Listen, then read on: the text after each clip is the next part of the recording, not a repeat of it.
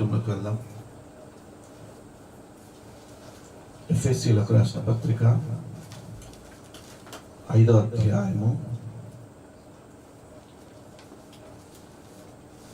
ఎఫెసీయులకు రాసిన పత్రిక 5వ అధ్యాయము 15వ వాక్యము. దినములు చెడ్డవి గనుక మీరు సమయమును పోనీయక సద్వినియోగము చేసుకొనుచు అజ్ఞానుల వలె కాక జ్ఞానుల వలె నడుచుకున్నట్లు జాగ్రత్తగా చూచుకొనుడి. ఇందు నిమిత్తము మీరు అవివేకులు కాక ప్రభు యొక్క చిత్తం ఏమిటో గ్రహించుకొనుడి. దినములు చెడ్డవి గనుక మీరు సమయముని పోనీయక సద్వినియోగం చేసుకోండి. అవును, ఇప్పుడు జరుగుతున్నటువంటి దినములు చెడ్డ దినములు. సంవత్సరంన్నర క్రితము అందరికీ చెడ్డ దినములని చెప్పలేం, కానీ సంవత్సరంన్నర క్రితము అందరికీ మంచి దినాలని కూడా చెప్పలేను. కానీ ఇటువంటి దినములైతే లేకుండే. 2000 మన భారతదేశంలో అయితే 2020 సంవత్సరము మార్చి నెల 22 కదా, 22వ తారీఖు అంటే ముందు 21 అంటే ముందు మంచి దినములే. ఎప్పుడైతే మార్చి నెల మొదలైందో, మార్చి నెల ఎండింగ్కి వస్తా ఉన్నామో దుర్దినములు స్టార్ట్ అవుతున్నాయి అనే విషయం కొందరు సైంటిస్టులకి, కొందరు డాక్టర్లకి, ప్రభుత్వ అధికారులకు కొందరికి అండ్ నాయకులకు కొందరికి తెలిసిపోయింది. దుర్దినములు స్టార్ట్ అవుతున్నాయి. ఎక్కడో చైనాలో దుర్దినములు స్టార్ట్ అయ్యాయి. అక్కడ కరోనా అనేటువంటి ఒక మహమ్మారి వచ్చేసింది, తెగులు. ఆ దేశ ప్రజలందరినీ అది రోజుకింత హింసిస్తూ ఉంది. వారి దినములు అస్సలు బాగాలేవంట అని గత సంవత్సరం 2019 సంవత్సరంలో మనం వింటూ వచ్చాం, న్యూస్ ద్వారా అండ్ సోషల్ మీడియా ద్వారా వింటూ వచ్చాం. మనం అనుకున్నాము మా భారతదేశానికి అయితే అస్సలు రాదు. ఎందుకంటే అక్కడ భారతదేశంలో, అమెరికాలో, వేరే ఇతర దేశాలలో వేడిమి తక్కువ ఉంటుంది కాబట్టి వేడి తక్కువ ఉన్న ప్రజల దగ్గరికి అది వెళ్తుంది. వేడి తక్కువ ఉన్న వారి దాంట్లో అట్లాంటి కార్యాలు జరుగుతుంది. మా దాంట్లో మాత్రం ఏం కావు, మా భారతదేశంలో మాత్రం ఏం కావు అని అనుకున్నాను. సోషల్ మీడియాలో కూడా మా దగ్గరనే కావలసిన రోగాలు ఉన్నాయి, ఈ కొత్త రోగం అస్సలు రాదు అనుకున్నారు. కావలసిన తెగులు ఉన్నాయి, మాకు కొత్తవి రానేరా అనుకున్నారు. అనుకొని ధైర్యంగా ఉన్నప్పుడే గుండెలో మార్చి నెల ఐ థింక్ 5వ తారీఖు అనుకుంటా ఒక కొత్త కేసు, కరోనా కేసు భారతదేశంలో మొదలైంది.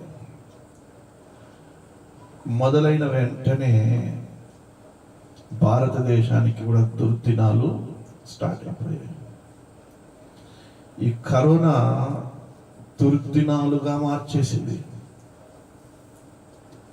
అప్పటి వరకు అందరికీ మంచి దినాలని నేను అనలేను, కానీ మంచి దినాలైతే ఉండే, మంచి రోజులైతే ఉండే, సంతోషంగా అయితే ఉండే. ఎవరిళ్ళలో వాళ్ళు తిన్నామో, ఎవరిళ్ళలో వాళ్ళు ప్రశాంతంగా, ఎవరి సంపాదన వాళ్ళు సంపాదించుకున్నామో, కానీ ప్రశాంతంగా అయితే ఉండే. కానీ ఇప్పుడు ఉన్నటువంటి ఈ కాలం మాత్రము అందరికీ దుర్దినములే. ఏ ఒక్కరికి ఒక మంచి దినం అని మనము చెప్పలేము,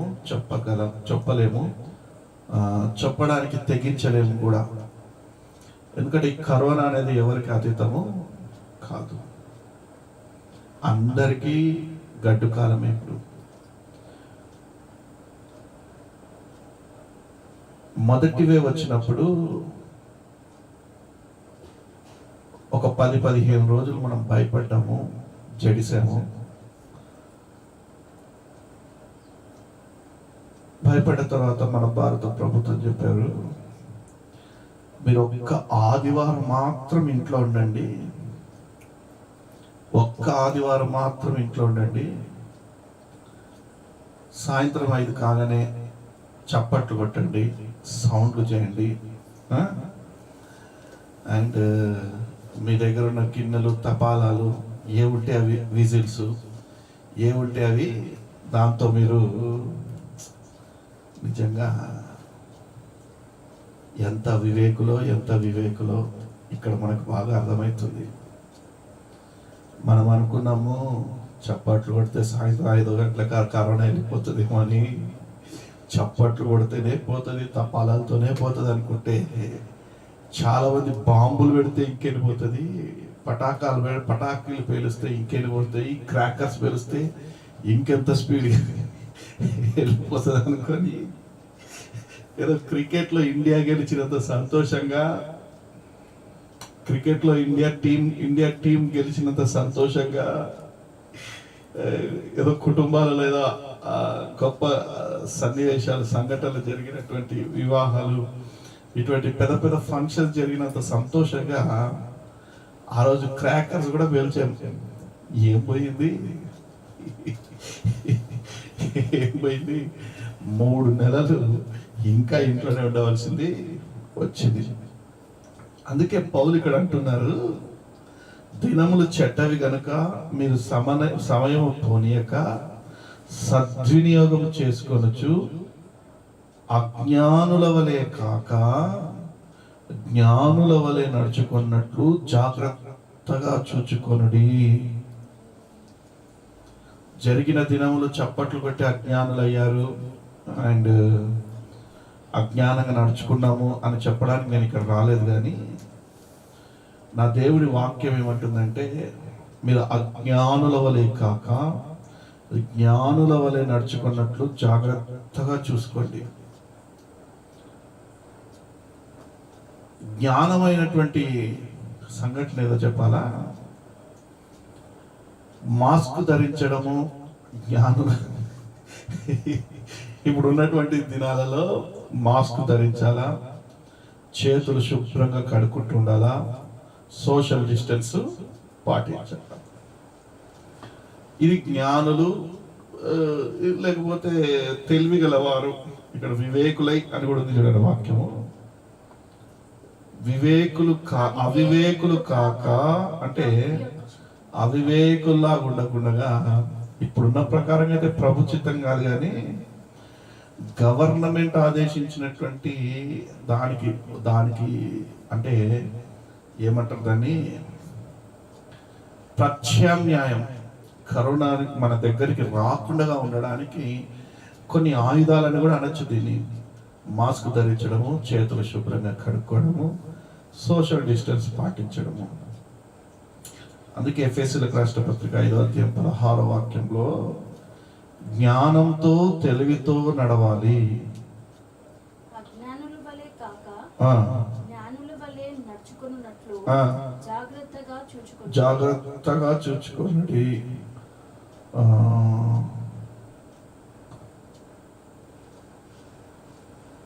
ఒక కరోనానే కాదండి, మన జీవిత కాలంలో ఈ ఈవిల్ అనేది చాలా పనిచేస్తుంది. ఇన్ ఇంగ్లీష్ ఇక్కడ మనకి దినములు చెడ్డవి కనుక సమయమును పోని యొక్క సద్వినియోగము చేసుకోండి అని ఉంది. ఇన్ ఎఫెసియన్స్ 5:15, ఎఫెసీయులకు రాసిన పత్రిక 5వ అధ్యాయము 15వ వాక్యంలో ఇంగ్లీష్లో ఏమందంటే,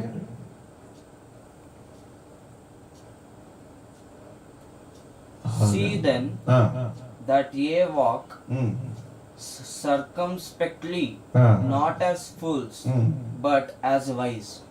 ఇక్కడేమో not as fools as a wise అన్నాడు. ఇంకో తర్జుమాలో ఈవిల్ డేస్ అనుంది. ఇంకో తర్జుమాలో నా దగ్గర ఒక 4 తర్జుమాలు ఉన్నాయి. మన నైజీరియాకి వెళ్ళినప్పుడు కూడా ఒక తర్జుమా తెచ్చుకున్నా 8,000 పెట్టి. దాంట్లో నేను చూస్తే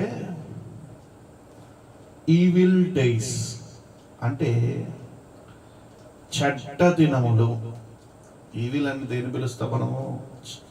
చెడ్డదాన్ని ఈవిల్ అంటాం, మంచిదాన్ని గుడ్ అంటాం. అంటే ఈవిల్ డేస్, ఈ దుర్దినములు ఒక కరోనానే కాదండి, ప్రతి మానవునిలో ఒకరోజు దుర్దినములు వస్తాయి. యవన కాలం ఉన్నంత వరకు దుర్దినములు మనకి కనిపించకపోవచ్చు, కానీ ఒకరోజు దుర్దినములు వస్తాయి. అందుకే ప్రసంగి గ్రంథకర్త ఇలా అంటున్నాడు, 12వ అధ్యాయం 1వ వాక్యంలో ప్రసంగి గ్రంథకర్త ఇలా అంటున్నాడు. 12వ అధ్యాయం 1వ వాక్యంలో, దుర్దినములు రాకముందే ఇప్పుడు వీటి యందు నాకు సంతోషము లేదని నీవు చెప్పు సంవత్సరములు రాకముందే, తేజస్సునకును సూర్య చంద్ర నక్షత్రములకును చీకటి కమ్మకముందే, వాన వెలిసి తర్వాత మేఘములు మరలా రాకముందే, నీ బాల్య దినమందే నీ సృష్టికర్తను స్మరణకు తెచ్చుకొనుము. ప్రసంగి గ్రంథకర్తలు అంటున్నారు, దుర్దినములు రాకముందే ఇప్పుడు వీటి యందు నాకు సంతోషము లేదని నువ్వు చెప్పుట ముందే. ఒక మనిషికి దుర్దినములు ఎప్పుడు వస్తాయి అంటే,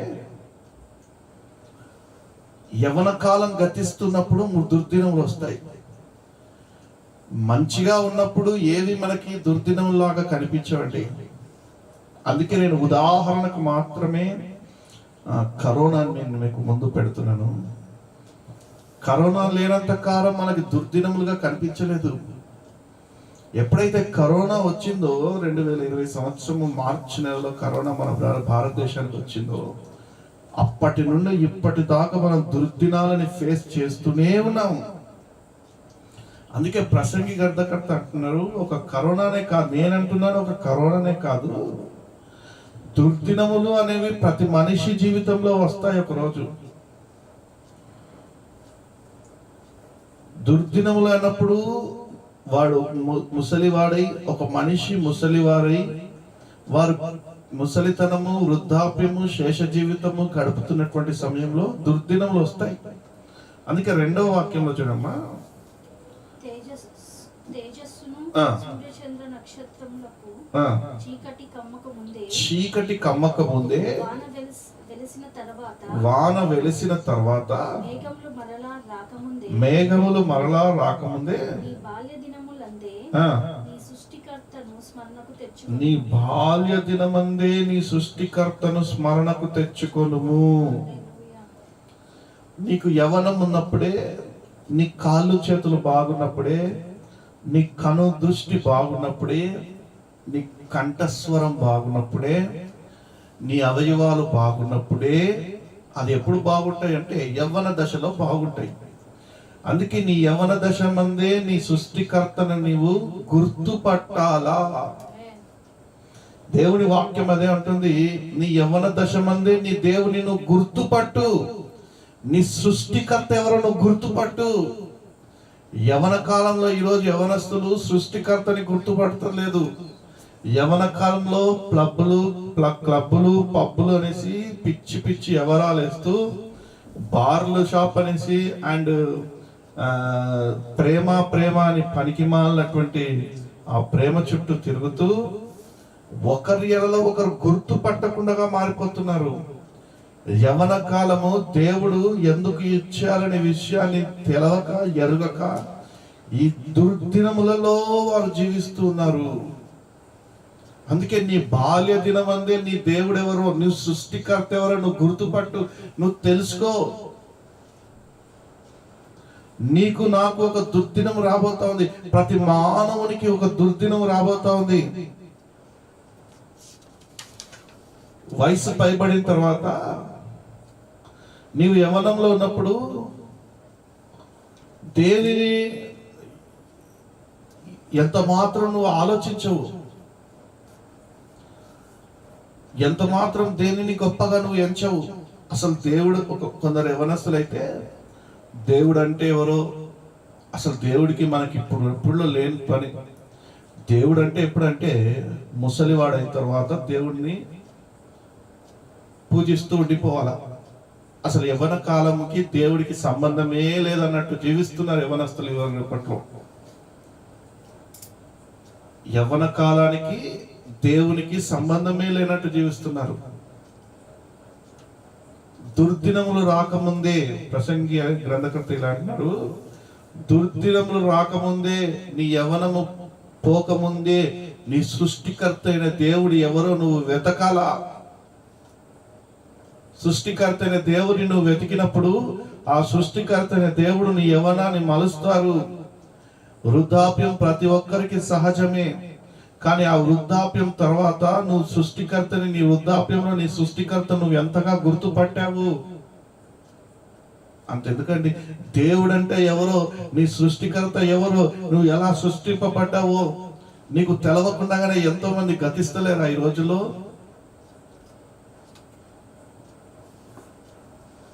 సృష్టికర్త అంటే తల్లి, సృష్టికర్త అంటే తండ్రి, అంతవరకు మనకు తెలుసు.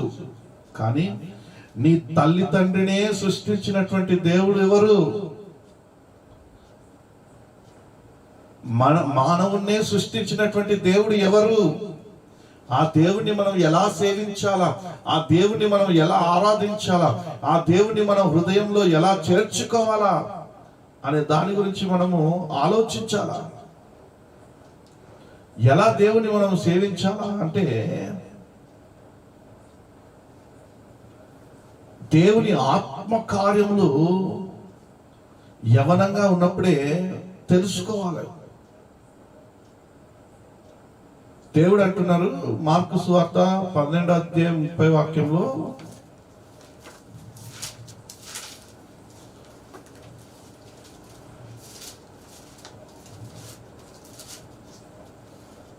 నీవు నీ పూర్ణ హృదయముతోను, నీ పూర్ణ మనస్సుతోను, నీ పూర్ణ వివేకముతోను, నీ పూర్ణ బలముతోను నీ దేవుడైన ప్రభువును ప్రేమింపవలెనన్నది ప్రధానమైన ఆజ్ఞ. ఎలాగట? పూర్ణ హృదయంతో, పూర్ణ మనస్సుతో, పూర్ణ బలముతో. చూడండి, వృద్ధాప్యం వచ్చిన తర్వాత పూర్ణ కనుదృష్టి ఉండదు. ఉంటదా? ఉంటదా? పూర్ణ కనుదృష్టి ఉండదు అస్సలు. అంతెందుకండి, ఐ థింక్ నాకు 22 years 23 years కళ్ళజోడు వచ్చాయి. ఎందుకు వచ్చాయి? ఎందుకు వచ్చాయి? కనుదృష్టి కాస్త మందగించడం వలన, హెడేక్ వలన వస్తుంది. ఇప్పుడే ఇలాగుంటే వృద్ధాప్యం వచ్చిన తర్వాత మన పరిస్థితులు ఏంటి? దుర్దినములు అంటే అవే. నన్ను అడుగుతా, ఈ కరోనా దుర్దినంలకి మనకి ప్రత్యామ్నాయం ఉంది. కరోనా ఎదుర్కోవడానికి, కరోనాతో పోరాడడానికి మాస్కులు, శానిటైజర్లు, మందు, సోషల్ డిస్టెన్స్, మెడిసిన్స్ ఉన్నాయి, పీపీ కిట్లు ఇవన్నీ ఉన్నాయి. కానీ దుర్దినములు, నీ వృద్ధాప్యం వచ్చిన తర్వాత నీ ఆత్మని కాపాడేవాడు ఒక్కడు కూడా ఉండడు. నీ ఆత్మని కాపాడడానికి ఎవరు నేర్పించరు, అసలు ఎవరు చెప్పలేరు. నా దేవుని వాక్యం అంటా ఉంది, దుర్దినములు నీకు నీ వయస్సు ముదిమి రాకముందే. అందుకే పూర్ణ హృదయంతో, పూర్ణ మనస్సుతో, పూర్ణ బలముతో దేవుని ఆరాధించాలంట. దేవుని ఎప్పుడు ఆరాధించాలా, ఎలా ఆరాధించాలంటే పూర్ణ హృదయంతో, పూర్ణ మనస్సుతో, పూర్ణ వివేకంతో, పూర్ణ బలముతో ఆరాధించాలంట. చూడండి, మనిషి వృద్ధుడు అవుతుంటే, వృద్ధాప్యం వస్తూ ఉంటే కళ్ళు మందగిస్తాయి, చెవులు మందగిస్తాయి, మాట సన్నగిలుతుంది, తలపులు చల్లగిలుతాయి, అంటే మతిమరపు వస్తుంటది, హృదయము చిన్నబడుతూ ఉంటది. అందుకే చాలా మంది అంటారు ముసలోళ్ళు అయిన తర్వాత చిన్న పిల్లలాగా మారిపోతారంట. ఎలాగా? అప్పుడు వారి హృదయం ఎలాగుంటది? పూర్ణ హృదయంగా ఉండదు, చిన్న హృదయంగా మారిపోతుంది. పూర్ణ బలం ఉంటుంది అప్పుడు వాళ్ళకి. పూర్ణ బలం ఉంటుందా? వృద్ధాప్యం వచ్చిన తర్వాత పూర్ణ బలం ఉంటుందా? ఉండదు. వృద్ధాప్యం వచ్చిన తర్వాత బలం అస్సలు ఉండదండి. వృద్ధాప్యం వచ్చిన తర్వాత 50 ఏళ్ళు 60 ఏళ్ళు దాటిన తర్వాత బలం ఉండదు. నీవు పూర్ణ హృదయంతో, పూర్ణ మనస్సుతో, పూర్ణ బలముతో దేవుని నువ్వు ఆరాధించలేవు. అందుకే సమయములు, దుర్దినములు రాకముందే నీ దేవుని నువ్వు నామస్మరణ చేయి. నీ సృష్టికర్తను నువ్వు తలంచు. నీ సృష్టికర్త ఎవరో నువ్వు వెతుకు. నీ సృష్టికర్త నీకు కనిపించాలి అంటే నిన్ను సృష్టించినటువంటి నీ సృష్టికర్త, మానవుని సృష్టించినటువంటి సృష్టికర్త నీకు కనిపించాలి అంటే, ఆయనను కలుసుకోవాలంటే, ఆయనతో నువ్వు మాట్లాడాలంటే, నీ ఆత్మ ఆయనకి సమీపంగా చేరాలంటే నీకు పూర్ణ బలం ఉండాలా, పూర్ణ హృదయం ఉండాలా, పూర్ణ శక్తి ఉండాలా, పూర్ణ వివేకం ఉండాలా. వృద్ధాప్యం వచ్చిన తర్వాత ఇవేమి నీ దగ్గర ఉండవు. అందుకే యవ్వన కాలం అందే నీ సృష్టికర్తని నువ్వు స్మరణకు తెచ్చుకో. యవ్వన కాలం అందే నీ సృష్టికర్తను నువ్వు ఆరాధించు. ఎలా ఆరాధించాలంటే సగసగము అరాకొర కాదు. ఎలా ఆరాధించాలంటే పూర్ణ హృదయముతో, పూర్ణ బలముతో, పూర్ణ వివేకముతో నువ్వు దేవుణ్ణి నువ్వు ఆరాధించాలి. పూర్ణ ఆత్మతో నువ్వు ఆయనని ఆరాధించాల. చాలా మంది అంటారు ఇప్పుడు నా వయసు ఏంది, జస్ట్ 20 years, 20 సంవత్సరాలు భక్తి అని నన్నేమి స్వామీజీని చేసేస్తారా? భక్తి అని నన్ను భక్తిలోకి ముంచేస్తారా? నా దేవుని వాక్యం అంటుంది అదే సరైనటువంటి సమయం. నీ సృష్టికర్తను జ్ఞాపకం తెచ్చుకోవడానికి, నీ సృష్టికర్తని వెతకడానికి, నీ సృష్టికర్తను ఆరాధించడానికి అదే సరైనటువంటి సమయం అని నా దేవుని వాక్యం అంటా ఉంది.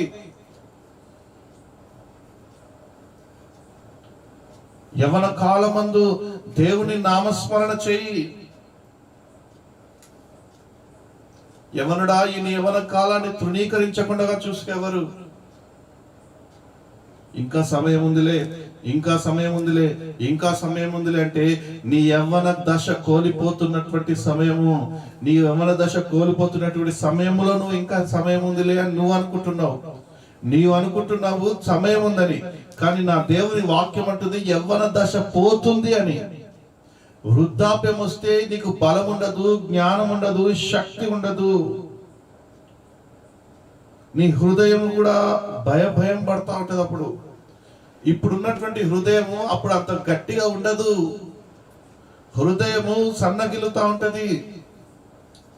జాగ్రత్త యవనస్తుడా, జాగ్రత్త. నా దేవుడి రాత్రి నిన్ను హెచ్చిస్తున్నాడు. ఈ రాత్రి నా దేవుడు నీతో మాట్లాడుతున్నాడు. నీ పూర్ణ హృదయంతో, పూర్ణ బలముతో దేవుని ఆరాధించాలా. వయసున్నప్పుడే, దుర్దినములు రాకముందే. దుర్దినములు అంటే కరోనా కానీ కాదు. దుర్దినములు అంటే నీ వృద్ధాప్యము. దుర్దశ అంటే నీ వృద్ధాప్యము. నీ వృద్ధాప్యము నీకు వచ్చినప్పుడు నీకు ఎవ్వరు ఇంతగా నీకు బోధించరు. హల్లెలూయా. అందుకే యేసుక్రీస్తు అంటున్నారు తన శిష్యులతో, మత్తయి సువార్త 26 వాక్యంలో,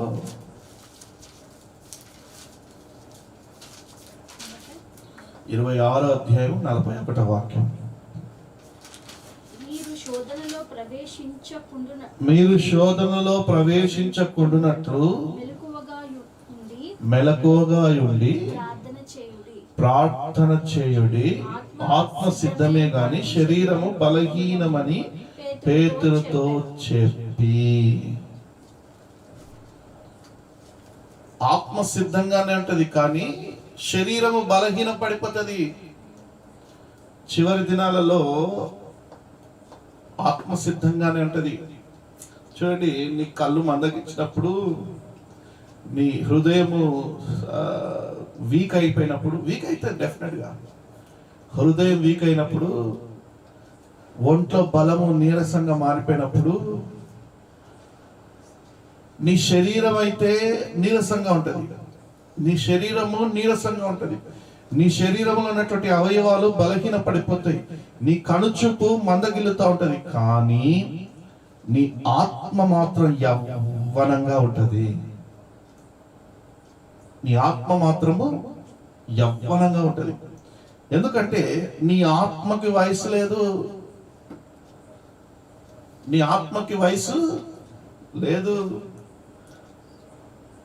నీ తలంపులు, నీ ఆలోచనలు మందగిలుతూ ఉంటాయి అప్పుడు, కానీ నీ ఆత్మకి వయసు లేదు. అందుకే యేసుక్రీస్తు తన శిష్యులతో ఇలా అంటున్నారు, మీకు చెడ్డ దినములు రాకమునిపే, చూడండి, మీరు శోధనలో ప్రవేశించకుండానట్లు మెలకువగా ఉండి ప్రార్థన చేయడి. ఆత్మ సిద్ధమే కానీ శరీరము బలహీనము. శరీరము బలహీనం అయిన తర్వాత దేవుని ప్రార్థిస్తారంటారండి కొందరు. దేవుని ఎప్పుడు ప్రార్థిస్తారు, ఎప్పుడు దేవుని ఆరాధిస్తారు, ఎప్పుడు దేవుని సన్నిధికి వస్తారు అని అడిగితే 50 years దాకా ఈ లోకంలో తిరిగి, ఈ లోకంలో సంపాదించుకొని కాస్త కూడబెట్టుకున్న తర్వాత వస్తాంలే దేవుడి దగ్గరికి, అప్పుడు దేవుని ఆరాధిస్తాంలే, అప్పుడు దేవుని నామస్మరణ చేస్తాంలే అంటారు. కానీ దుర్దినంలోకి వచ్చిన తర్వాత నువ్వు దేవుని ఆరాధిస్తే నీ ఏం తెలుసుకుంటావు? దుర్దినంలోకి వచ్చిన తర్వాత దేవుని నామస్మరణ చేస్తే నీకు ఏం తెలుస్తుంది? నీ హృదయము బలహీనమైన తర్వాత, నీ కనుచూపు మందగిలిన తర్వాత, నీ అవయవములు బలం కోల్పోయిన తర్వాత నువ్వు దేవుని ఎలాగ ఆరాధిస్తావు? దేవుని ఆరాధించడము, నీకు బలం ఉన్నప్పుడే దేవుని నువ్వు ఆరాధించాలా. నీ సృష్టికర్తను నువ్వు వెతకాలా. నీ సృష్టికర్త ఎవరో నువ్వు తెలుసుకోవాలా. చూడండి, మానక ప్రార్థన చేయాలా. 1 కొరింథీయులకు రాసిన పత్రిక 6:19 పౌలు అంటున్నారు, హల్లెలూయా, హల్లెలూయా,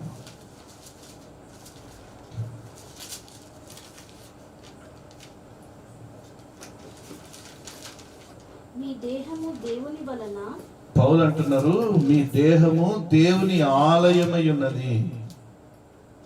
చదవమాట, మీ దేహము దేవుని వలన మీకు అనుగ్రహింపబడి, ఎవరి వలన?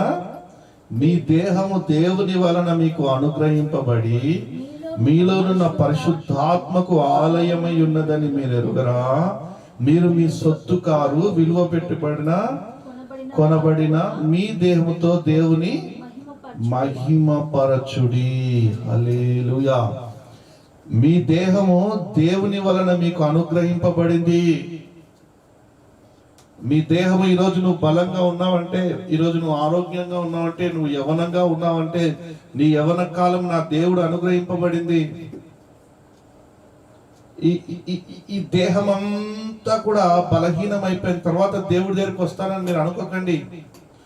దేవుడు నీకు ఈ దేహాన్ని ఎందుకు ఇచ్చాడు అంటే, నీలో ఉన్నటువంటి పరిశుద్ధాత్మకు ఆలయమై ఉన్నాడు. నీవు దేవుని ఆలయమై ఉన్నావు.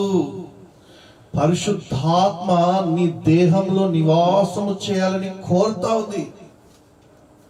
పరిశుద్ధాత్ముడు నీలో నివాసం ఉండాలని కోరుతా ఉన్నాడు. అందుకే మీరు మీ సొత్తు కారు, విలువ పెట్టి కొనబడిన మీరు మీ సొత్తు కారు, విలువ పెట్టి కొనబడిన వారు గనుక మీ దేహముతో దేవుని మహిమపరచుడి. దేనితోనట? దేహముతో దేవుని మహిమపరచాలంటండి. కొంతమంది పాట పాడండి అంటే యవన కాలంలో అని మెలకులు తిరిగిపోతా ఉంటారు. ఎన్ని మెలకులు తిరుగుతారో నాకు రాదు. ప్రార్థన చేయండి అంటే నాకు రాదు. ఏమొచ్చు మరి? బాగా తినడం వచ్చా? తల్లిదండ్రులు వండి పెడితే బాగా తినవచ్చు. నీ దేహంతో దేవుని మహిమపరచాలా, దేవుని మనసారా నామస్మరణ చేయాలా, మనసారా ఆయన స్తుతించాలా, మనసారా ఆయన ఆరాధించాలా. నీ సృష్టికర్త నీలో ఉన్నాడు, నువ్వు దేవుని ఆలయమై ఉన్నావు. దేవుడు ఎక్కడ కొలు ఉంటాడండి? ఎక్కడ కొలు ఉంటాడు? ఆలయంలో కొలువై ఉంటాడు. నీలో కొలువైనటువంటి దేవుడు, నీలో కొలువైనటువంటి దేవుణ్ణి నీవే గుర్తెరగకపోతే ఎలాగా? అర్థమవుతుందా? నీలో కొలువైనటువంటి దేవుణ్ణి, నీలో ఉన్నాడనే విషయాన్ని నీవే గుర్తెరగకపోతే ఎలాగా?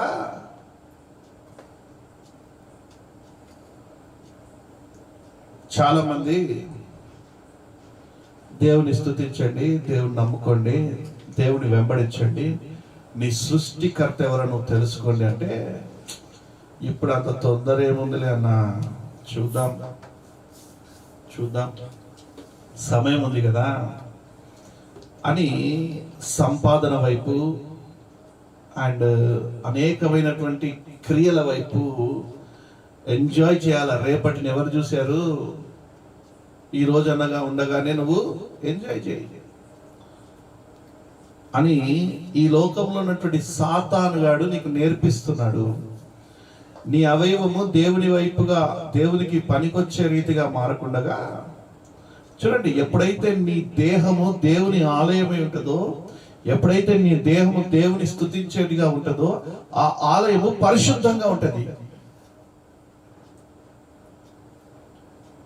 దేవుడు నీలో ఉన్నాడనే విషయాన్ని విగ్రహించి నిత్యము ఆయన నామస్మరణ చేస్తూ, నిత్యము ఆయన స్తుతిస్తూ, నిత్యము ఆయన ఆరాధిస్తూ, ఈ ఆలయంలో ఎప్పుడు ఆయనకి స్తుతులు, ఆరాధనలు, స్తోత్రాలు చెల్లిస్తున్నప్పుడే ఈ ఆలయంలో ఉన్నటువంటి దేవుడు నీలో నిలిచి ఉంటాడు.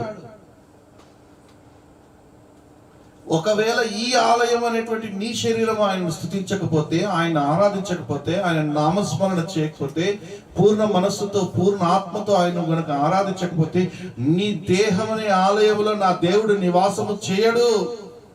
సాతాను గాడు నివాసం చేస్తాడండి. దేవుడు నివాసం చేయకపోతే ఈ దుర్దినాలలో సాతాను గాడు నివాసం చేస్తాడు.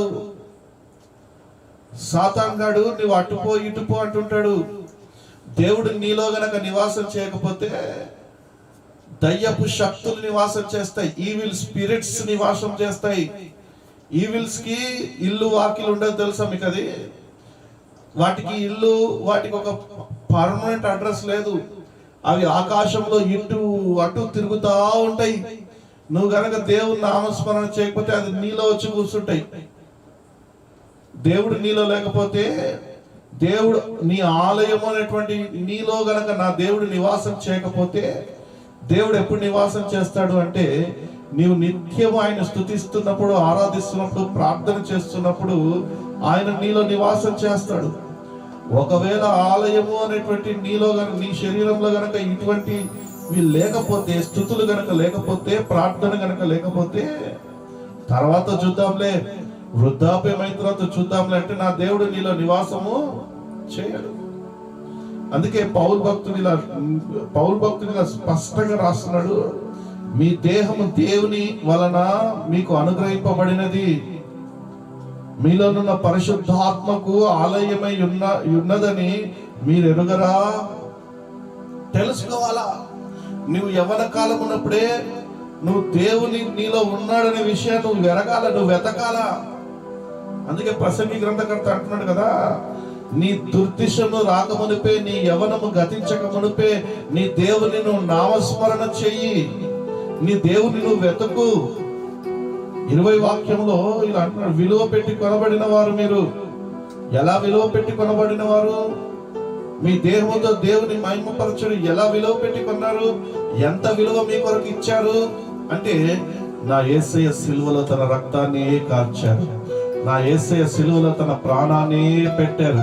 మీరు ప్రాణం పెట్టి కొనబడిన వారండి. మీరు యేసుక్రీస్తు అనేటువంటి పరిశుద్ధుడు మీ కొరకు ప్రాణం పెట్టాడు. అందుకే మీ దేహంలో నా దేవుడు ఆలయం, మీ దేహాన్ని ఆలయంగా మార్చారు. మిమ్మల్ని మీలో నా దేవుడు నివాసం చేస్తానంటా ఉన్నారు. నిశ్చయంగా ఈ రాత్రి నీ యవన దశలో ఉన్నావో, నువ్వు ఏ దశలో ఉన్నావో నాకు తెలియదు, కానీ నా దేవుడు నీతో మాట్లాడుంటే మాత్రము ఈ రోజు నుండి నా దేవుడు నివాసము చేసేటువంటి ఆలయముగా నీవు మారాలా. నా దేవుడు నివాసము చేసేటువంటి ఆలయముగా నీవు మారాలా.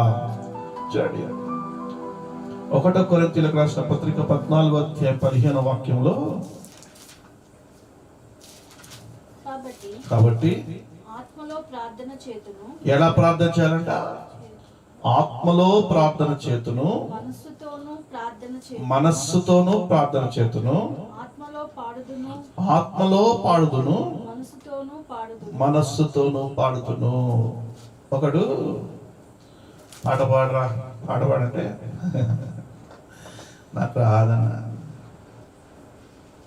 పాట పాడమ్మా అంటే నాకు రాదన్న, సరే ప్రార్థన చేయాలంటే నాకు రాదు అంటే వీడిలో ఆత్మ లేదు, వీడిలో పరిశుద్ధాత్మ లేదు.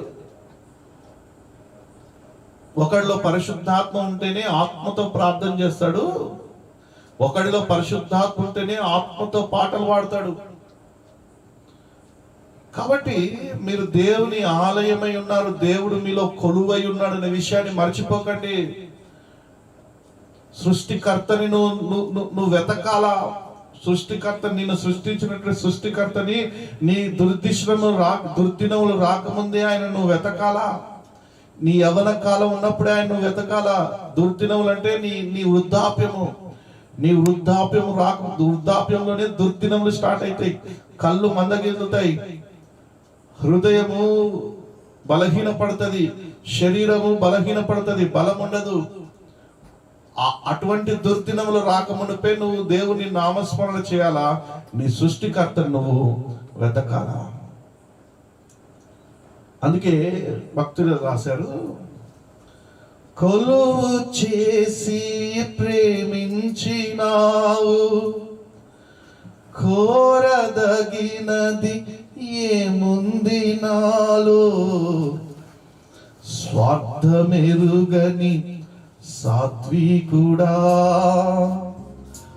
నీకు సాటెవ్వరు. అందరం పూర్ణ మనసుతో పూర్ణాత్మతో ఆయన స్తుతించాలా, ఆయన నామాన్ని గణపరచాలా, ఆయన నామస్మరణ చేయాలా, నీ హృదయంతో ఆయన్ని పాట పాడాలా.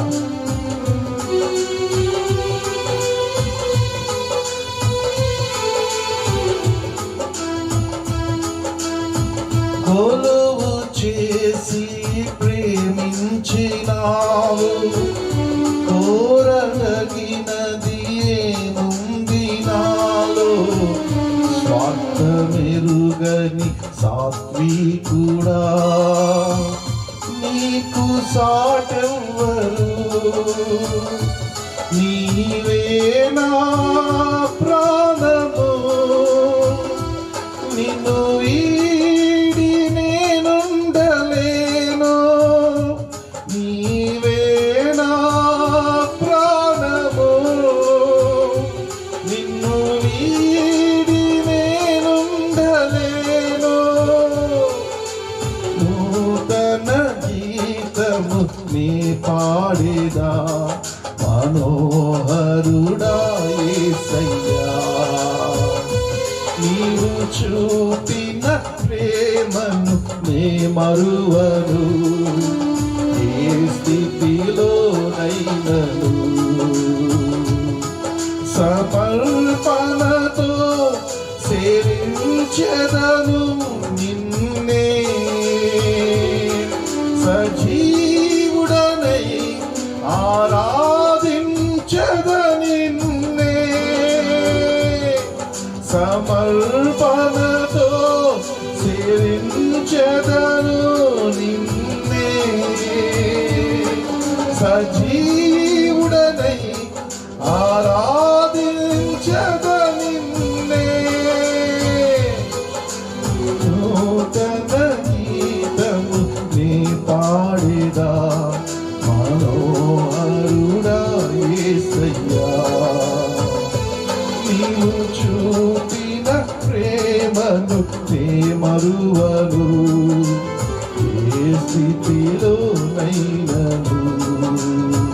అందరం. నూతన గీతము నీ పాడేదా మనోహరుడా యేసయ్యా. నీవు చూపిన ప్రేమను నీ మరువను ఏ స్థితిలోనైనను. హల్లెలూయా. అవును, నీలో కొలువు చేసి నీలో కొలువుండి ఆయన నిన్ను ప్రేమిస్తున్నాడు. నీలో నాలో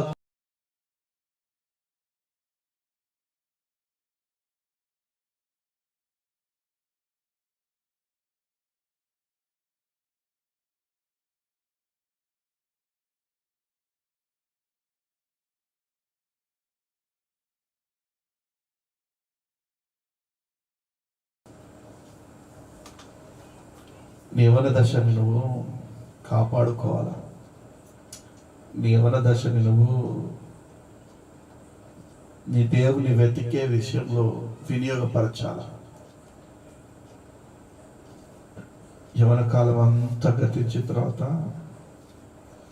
యవ్వన కాలాన్ని ఎంజాయ్ చేయడానికి, యవ్వన కాలాన్ని సంపాదించడానికి, యవ్వన కాలాన్ని ఒకడు లోకమంతా సంపాదించుకొని తన ప్రాణమును సంపాదించుకోకపోతే ఏం లాభము? ఒకడు లోకానంతా సంపాదించడంట, పనికి మాలిన లోకాన్ని సంపాదించడంట. లోకమంతా సంపాదించుకొని తన ప్రాణంని పోగొట్టుకున్న ఎడల ఏం లాభము? నిన్న యూట్యూబ్లో ఒక సహోదరి ప్రార్థన చేయడం నేను చూశాను. ఏమని ప్రార్థన చేస్తుందంటే, తను ఎక్కడుంది ఆ సమయంలో అంటే ఐసీయూలో ఆక్సిజన్ మీద ఉంది ఆమె. కరోనా బారిన పడి ఐసీయూలో ఆక్సిజన్ మీద ఉంది. ఆమె బాగా సంపాదించేటువంటి స్త్రీ అనుకుంటా. ఆమె ఐసీలో ప్రార్థనలా చేస్తుంది. మీరు యూట్యూబ్లో మీరు కూడా చూడొచ్చు.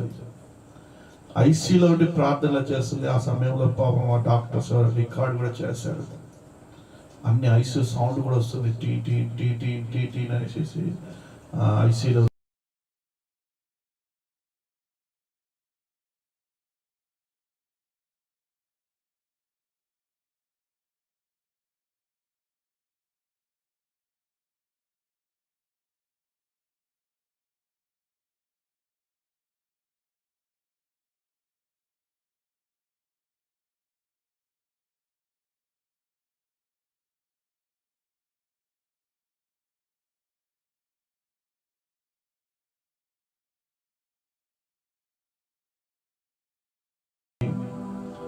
ఏ రోజు నా రెండు చేతులు ఎత్తి నేను నిన్ను స్తుతించలేదు, ఏ రోజు నా పూర్ణ హృదయంతో నేను నిన్ను ఆరాధించలేదు, ఏ రోజు నేను నీకు కానుకలు కూడా ఇవ్వలేదు ప్రభువా, ఏ రోజు నేను నీకు ఇచ్చిన దానను కాదు, ఏ రోజు నిన్ను పూర్ణ హృదయంతో నిన్ను వెతికిన దానను నేను కాను ప్రభువా. ఈరోజు ఈ ఐసీలో ఉన్నప్పుడు ఊపిరి ఆడటం లేదు ప్రభువా, ఊపిరి ఆడటం లేదు ప్రభువా. శ్వాస తీసుకోవడమే కష్టమైపోతుంది ప్రభువా. యేసయ్యా, శ్వాస తీసుకోవడమే కష్టంగా ఉంది యేసయ్యా అని మొరపెడుతుంది ఆ స్త్రీ, ఆ సహోదరి.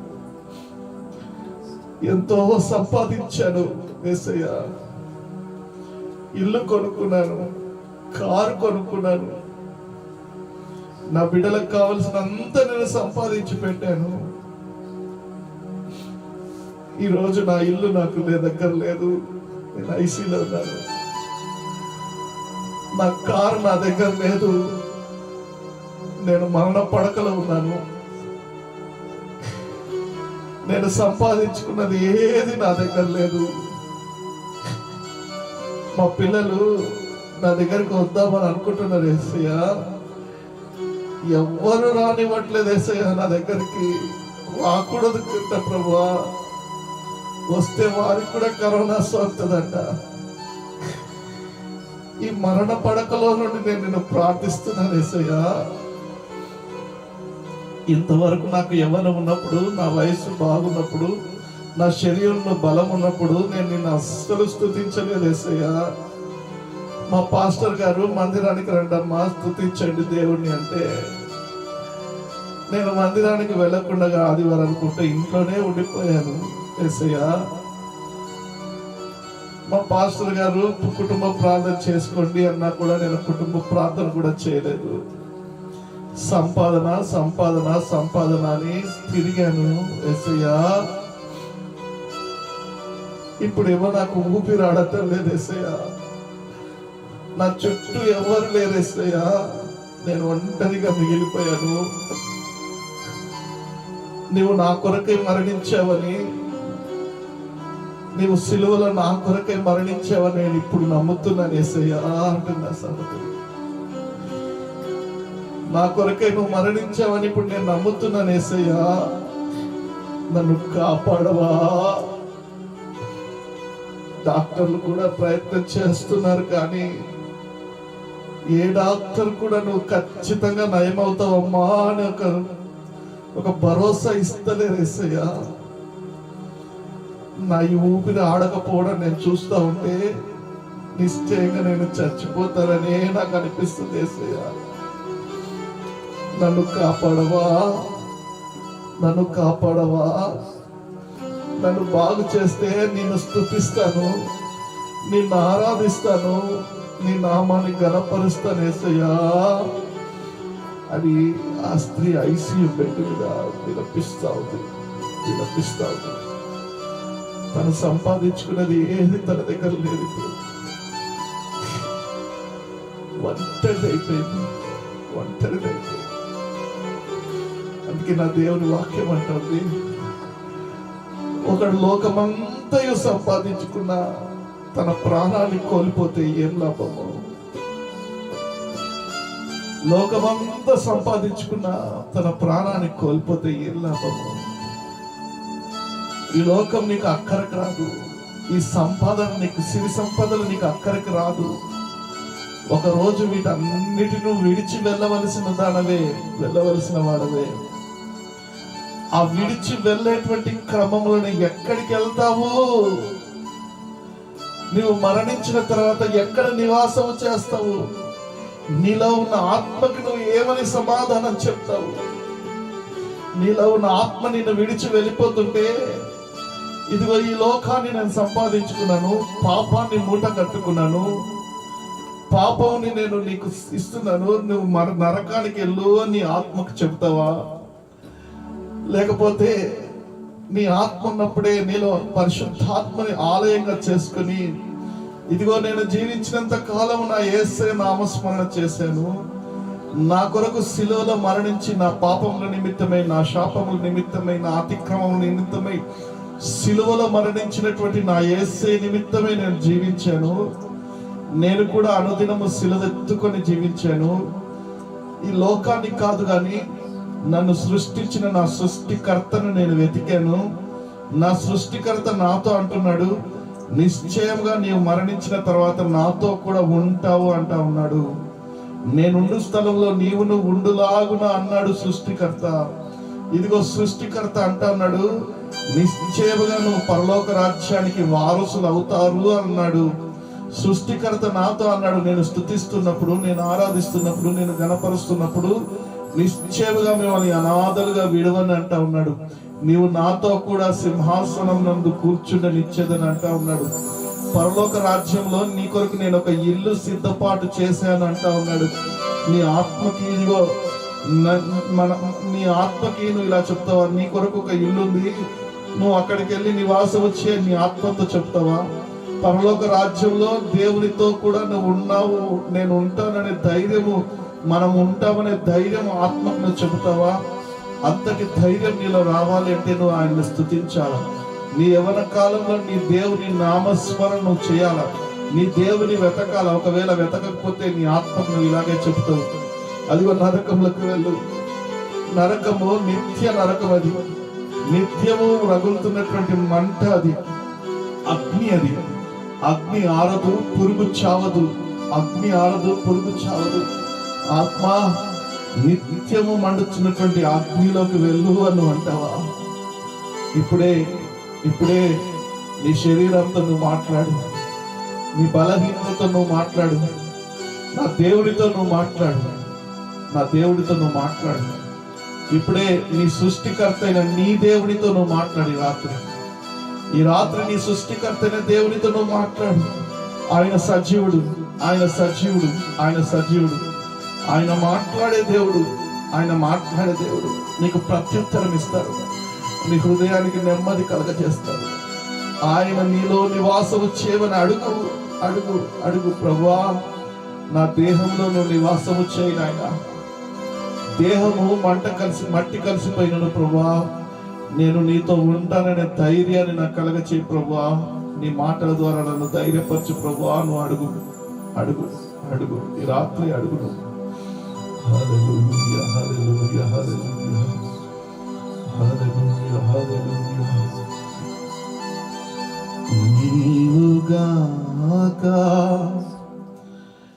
ఎవరున్నారు నాకు ఇలలో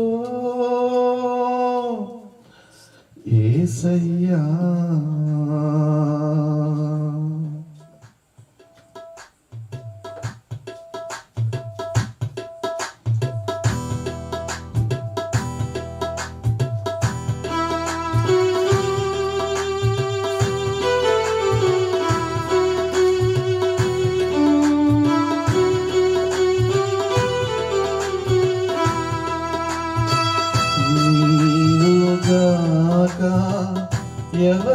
ఎవరున్నారు నాకు ఇలలో యేసయ్యా.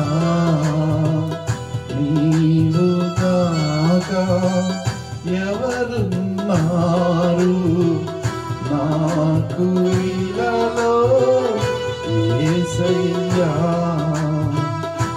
నీవే మార్గము సత్యము, నీవే నిత్య జీవము, నీవే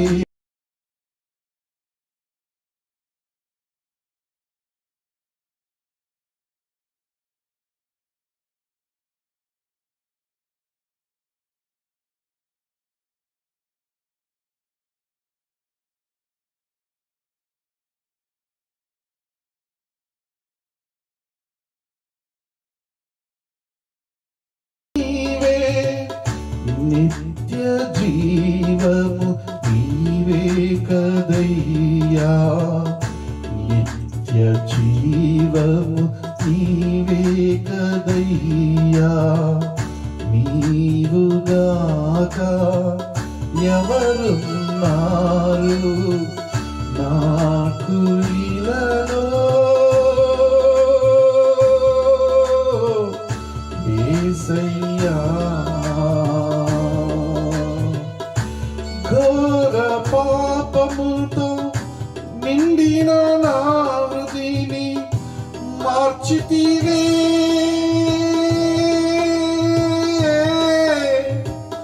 నీ వైపు తిరిగితివే. ఘోర పాపముతో నిండిన నా హృదయని మార్చితివే.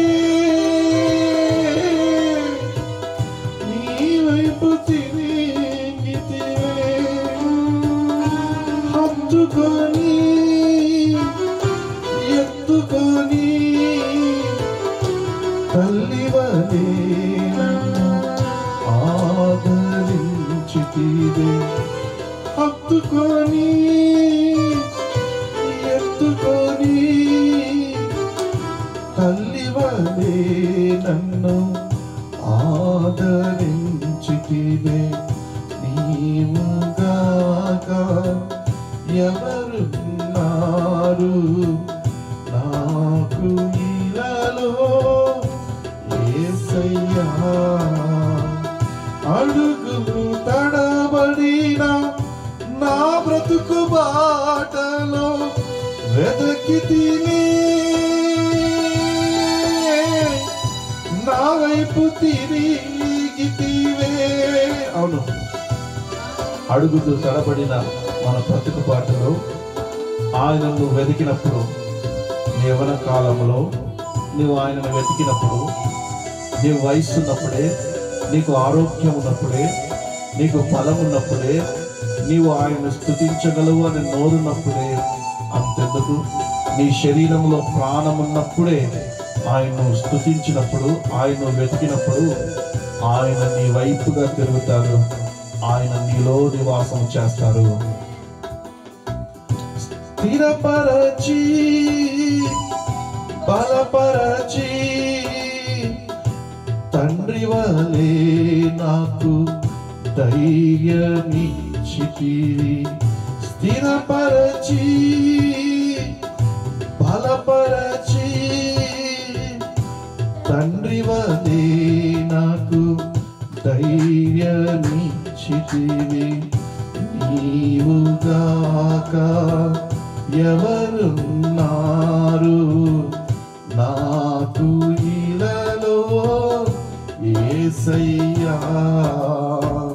నీవుగాక ఎవరున్నారు నాకు ఇలలో యేసయ్యా, యేసయ్యా, యేసయ్యా.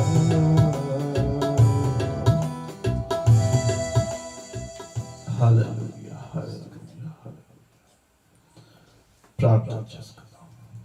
మహిమగల దేవా, ఈ రాత్రి ప్రతి ఒక్కరితో మీరు మాట్లాడినందుకు మీకు స్తోత్రం నాయన. ప్రతి ఒక్కరికి నా తండ్రి స్వరం వినిపింపచేసేందుకు మీకు స్తోత్రాలు. ఏ బిడ్డైతే నిన్ను స్తుతిస్తున్నావు, ఏ బిడ్డైతే నిన్ను ఆరాధిస్తున్నావు, ఎవరైతే నిన్ను పిలుస్తున్నారో ప్రభా, వారి యొద్దకు వెళ్ళి నేనున్నాను అని మీరు ధైర్యపరిచి ప్రభా, వారిని బలపరిచి నడిపించమని యేసు నామమున ప్రార్థిస్తున్నాము తండ్రి, ఆమేన్. ఈ మాటలన్నీ మీ వినికిడిలో నా దేవుడు ఫలభరితంగా మీ జీవితంలో ఫలభరితంగా నింపి నడిపించును గాక. ఆమేన్. మన తండ్రి అయిన దేవుడి ప్రేమయు, యేసుక్రీస్తు వారి కృప, శాంతి, సమాధానం, పరిశుద్ధాత్మ యొక్క నడిపింపు, అన్యోన్యమైన సహవాసము, సంబంధము ఎప్పుడు ఎల్లప్పుడు ఇక్కడ ఉన్న మనందరికీ, సంఘానికి, సంఘ బిడ్డలకి, సంఘ దైవదాసులకి, లైవ్ లో చూసిన ప్రతి బిడ్డకి తోడై ఉండి నడిపించును గాక. ఆమేన్.